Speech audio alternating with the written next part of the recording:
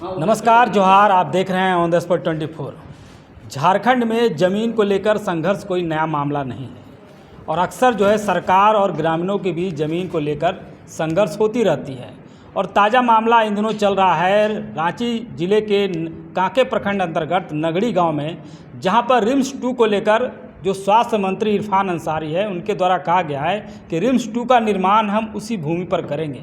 क्योंकि ग्रामीणों का कहना है कि वो जो भूमि है वो कृषि युक्त भूमि है और उनके जो पूर्वज हैं कई सालों से जो वहाँ पर खेती करते रहे हैं। तो सबसे बड़ा सवाल यही है कि क्या कृषि युक्त भूमि पर रिम्स 2 का निर्माण होना चाहिए? ये एक महत्वपूर्ण प्रश्न है। लेकिन जो कुछ लोग हैं कहते हैं कि जो रिम्स 1 है वहाँ पर जो व्यवस्था है वो काफ़ी चरमरा गई है और झारखंड को रिम्स 2 की अति आवश्यकता है। तो विकास और कृषि और ग्रामीणों और सरकार के बीच संघर्ष के बीच जो है गैलेक्सन डुंगडुंग जो है वो अभी तुरंत प्रेस वार्ता का आयोजन किए हैं और अपनी बातों को रखे हैं। लेकिन हम सीधे जुड़ेंगे। ये जो सवाल है ज़मीन को लेकर, क्या लगता है कि विकास और कृषि की भूमि दोनों के बीच में जो ह्रास हो रहा है आखिर किसका हो रहा है? सरकार जो है क्या ग्रामीणों की बात नहीं सुन पा रही है?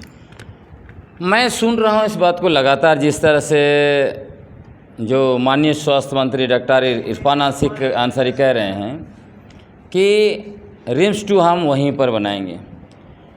तो मैं ये सोच में पड़ गया हूँ, लग रहा है कि शायद डॉक्टर इरफान अंसारी जो हैं वो अनाज नहीं खाते हैं। शायद हॉस्पिटल में जो सिरिंज जो होता है ना, सुई मरीज़ को सुई देने के बाद कुछ निकल जाता है या दवा हुआ कुछ आता है वो स्पेशल उनके लिए, तो दवा हुआ खा के जो है कि आदमी जिंदा है। क्योंकि जो व्यक्ति अनाज खाएगा वो कभी नहीं चाहेगा कि खेती प्राइम खेती की ज़मीन पर एक इंस्टीट्यूशन बनाया जाए, और भी तब जब आपके पास बंजर भूमि आसपास जो है कि भरी पड़ी है। तो इरफान अंसारी आखिर जिद क्यों पाले हुए हैं? इसके पीछे क्या मंशा हो सकती है? जिद पाले हुए हैं, मुझे लग रहा है हो सकता है, मतलब मैं कभी भी कोई धर्म पर या किसी समुदाय पर किसी तरह का नहीं सवाल उठाता हूँ, लेकिन जब लॉजिकली इस चीज़ को ढूंढते हैं तब मुझे समझ में आता है संभवतः सुकुरहुटू के आसपास उनके समुदाय के काफ़ी लोग रहते हैं। तो शायद उनको लगता होगा कि वहाँ रिम्स 2 बनेगा तो वो लोग कहीं ना कहीं वहाँ पे उनको रोज़गार मिल जाएगा बहुत बेहतरीन तरीके से, और वो लोग तो इंगेज हो जाते हैं बहुत अच्छी तरीके से छोटा मोटा कुछ भी करके। तो ये एक उनका शायद कोई लक्ष्य होगा। बहुत बड़ा आरोप लगा रहे हैं, समुदाय विशेष के ऊपर लगा रहे हैं। हाँ, वही एक रीजन दिखता है, वरना रीजन कुछ दूसरा नहीं दिखता है। मैं आपको बता रहा हूँ, क्योंकि उन्होंने जनवरी में ही आपको सुकुरहुटू में रिम्स 2 के लिए वो उद्घाटन वो कर चुके थे। उसके बाद भी अगर वहाँ से यहीं पे लाना चाहते हैं तो उसका तो एक रीजन वही दिखता है, दूसरा कोई रीजन तो नहीं दिखता है। क्योंकि अगर मान लीजिए उनका दूसरा लॉजिक मैंने देखा, वो कम्युनिकेशन बहुत अच्छा है, रिंग रोड है। तो दूसरे तरफ जो माननीय विधायक राजेश कच्छप भी तो बोल रहे हैं कि रिंग रोड के बगल में जो है कि हम 200 एकड़ ज़मीन दे रहे हैं, तो वहाँ पे कम्युनिकेशन का तो कोई मसला नहीं बनता है। तो सवाल ये है कि जो कृषि युक्त भूमि है, वर्तमान में जनसंख्या भी बढ़ रही है, लोगों को खाने के लिए अनाज जो है महत्वपूर्ण हो जाता है। अनाज तो मतलब पैदा किया नहीं जा सकता है जैसे तैसे, वो तो ज़मीन पर ही होगा। तो सरकार इस बातों को समझ नहीं रही है या फिर उसको कोई समझा नहीं पा रहा है? हो सकता है, क्योंकि देखिए जब 2012 में हम लोग आंदोलन किए, हमने पुलिस की लाठी भी खाई, केस भी किया, सब कुछ हुआ। उसके बाद माननीय केंद्रीय मंत्री जयराम रमेश, क्योंकि उन दिनों हम सरंडा में काफ़ी काम कर रहे थे, जिसकी वजह से उनके साथ वो जब भी आते थे झारखंड तो उनका पीए जो है कि मुझे पहले बता देते थे कि सर आ रहे हैं, आपसे बातचीत करना चाहते हैं। उसी दरमियान हमने 2 मरतबा उनसे बातचीत की इसको लेकर कि क्यों IIM और IIT वहाँ पर प्राइम खेती की ज़मीन पर बनाया जाए, वहाँ पर हटाकर। चूँकि उस वक्त में सुकुरहुटू में 1300 एकड़ ज़मीन खाली पड़ा हुआ था। तब हमने उनको बताया, और उन दिनों चूँकि यहाँ पे राष्ट्रपति शासन लगी हुई थी, तब उन्होंने तुरंत जो है यहाँ के नौकरशाह हैं उनके साथ मीटिंग किया और IIM को सुकुरहुटू में शिफ्ट करा दिया और IIT को इधर आपको BSNL ऑफिस जो है उनके कैंपस में जगह था वहाँ शिफ्ट करा दिया। तो इसको कहते हैं कि चीज़ों को आप मानवीय स्तर पर देखते हैं, लेकिन वही मानवीय स्तर हमारे झारखंड के नेताओं के अंदर क्यों नहीं है, यह चिंतनीय विषय है। वो इस बात को क्यों नहीं देख पा रहे हैं, जबकि ये जो भूमि अधिग्रहण भी घोषित किया गया है, ये कानून का दुरुपयोग करके किया गया है। तो क्या भूमि अधिग्रहण राज्य सरकार की है उस नगरीय भूमि की? देखिए, पहली बात तो यह है कि 1957-58 में उस जमीन को भूमि अधिग्रहण अधिनियम 1894 की धारा 17 1 और 4 के तहत अधिकृत घोषित किया। तो मुआवजा मिला था लोग? नहीं, कब्जा नहीं लिया, क्योंकि लोग विरोध किए। और वो भी देखिए, इस धारा का उपयोग कब करते हैं, जब आपको अर्जेंसी हो। क्या ये कृषि विश्वविद्यालय का विस्तारीकरण अर्जेंसी है? क्या सीड बैंक बनाना अर्जेंसी है? नहीं है। मतलब कानून का दुरुपयोग किया गया है। यूपी के मसले पर सुप्रीम कोर्ट में इसमें इस पर एक आरटीआई जो मंगाया गया, तो आरटीआई में तो बोला गया कि जमीन भूमि अधिग्रहण नहीं हुई है। तो नहीं, ये जो आरटीआई नहीं, अधिग्रहण नहीं, उसमें लिखा हुआ है कि उसको विस्तारीकरण के लिए और सीड बैंक के लिए अधिग्रहण किया गया है।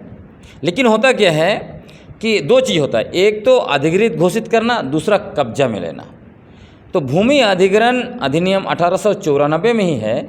यदि आप उस ज़मीन को कब्जे में नहीं लेते हैं, लंबे समय तक अनुपयोगी रहता है, तो उसको वापस देना है। अच्छा, उस समय तीसरी बात मुआवजा मिला? हाँ, नहीं, और बात मैं बताता हूँ।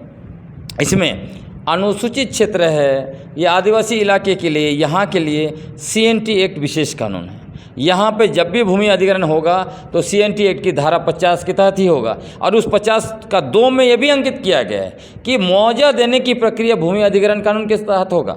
भूमि अधिग्रहण कानून पहले बना था, CNT बाद में बना, उसके बावजूद उसमें डाला है। इसका मतलब है कि इन्होंने जानबूझ के उस कानून का दुरुपयोग किया। तो क्योंकि अर्जेंसी यहाँ पर व्यवस्था नहीं है CNT एक्ट में, तो अर्जेंसी के तहत आप नहीं ले सकते हैं, तो कानून का दुरुपयोग किया। जहाँ तक आपने कहा मुआवजा का बात, वहाँ के रैयतों ने विरोध किया, तो इन्होंने क्या किया, चालाकी से चुपचाप से कोषागार में पैसा जमा कर दिया। नगरी के रैयतों को पता ही नहीं है। दूसरी बात, जमाबंदी उससे भी लेते रहे। या अभी अगर आपने कोषागार में मुआवजा जमा कर दिया तो आपको जमाबंदी बंद करना चाहिए था, ताकि किसान को पता चले। और इसी की वजह से यह मामला जब 2012 में झारखंड हाईकोर्ट में आया, तो झारखंड हाईकोर्ट ने क्या कहा, 60 साल तक इन्होंने क्यों चुनौती नहीं दिया भूमि अधिग्रहण अधिनियम 1894 के धारा 17 1 और 4 को। जब किसानों को पता ही नहीं है, रैयतों को, भूस्वामियों को पता ही नहीं है, वो चुनौती कैसे देगा कोर्ट में? तो माननीय न्यायालय के न्यायाधीशों को भी तो देखना चाहिए था कि मसला क्या है। तो ये सारा कुछ चीज़ें एक तरह से सरकार और कोर्ट और बाकी जो सत्ता में बैठे हुए लोग मिलजुल के वहाँ की ज़मीन को लूटने के काम किया, ज़बरदस्ती कब्जा कर रहे हैं। और इसमें सबसे बड़ी बात यह भी है कि CNT एक्ट की धारा 46 उसमें स्पष्ट है कि आदिवासी अपना पूरा ज़मीन नहीं बेच सकता है, उसको भूमिहीन नहीं होना है। इसलिए DC को बताना पड़ता है कि हाँ, हमारे पास बेचने के बाद भी इतना ज़मीन बच रहा है, तभी उस पर NOC देगा।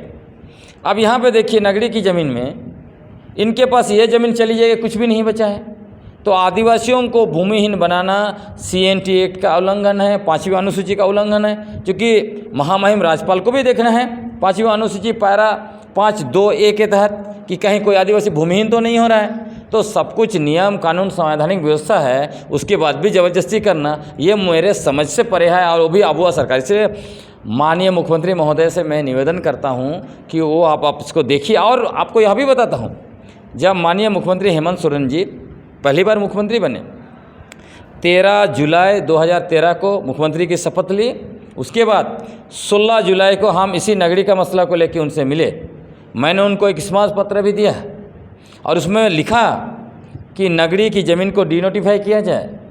उन्होंने कहा कि 2 महीना के अंदर करेंगे। ये जानकारी CM को है कि बिल्कुल नगरी की उसी समय में, लेकिन उसको उस पर कुछ नहीं किया। तो जब हमने 2013 में ही ये बात कहा था, क्योंकि हम जानते थे IIM IIT तो शिफ्ट हुआ, लेकिन जब तक उसको डिनोटिफाइड घोषित नहीं किया जाएगा, नगरी में कोई ना कोई दूसरी सरकार आएगी, फिर से आएगी, ये हमें मालूम था। इसीलिए हमने उसी टाइम उनको लिख के दिया था, लेकिन काम नहीं किया।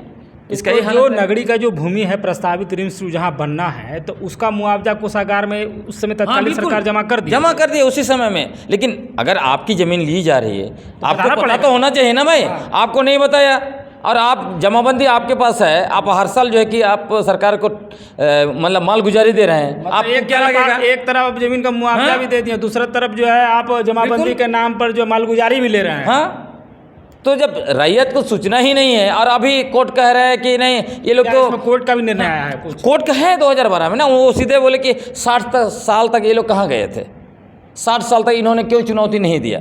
और इसी आधार पर सुप्रीम कोर्ट ने भी बोल दिया ये तो बहुत पुराना मामला है, इसको नहीं देखेंगे। भाई उनको तो पता ही नहीं है, उनको कब पता चला? 2011-12 में पता चला, तो अब 60 साल क्यों बोल रहे हैं? राम और रहीम को जमीन अपना खरीद बिक्री कर ली और श्याम को पता नहीं है।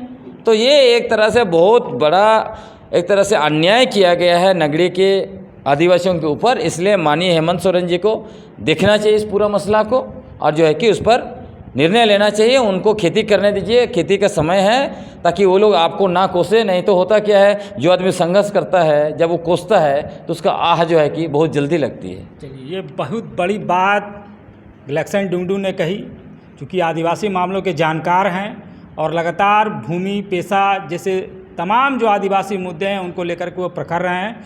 इनका साफ तौर पे कहना है कि जिस तरीके से नगरी की जो भूमि का अधिग्रहण मामला है, उन्होंने बारीकी से समझाया कि किस तरीके से जो है कई वर्षों पहले जो है नगरी की जो भूमि है वो सरकार अधिग्रहण कर चुकी, लेकिन आम नागरिकों को ये जानकारी ही नहीं थी कि उनकी भूमि जो है अधिग्रहण हो गई है।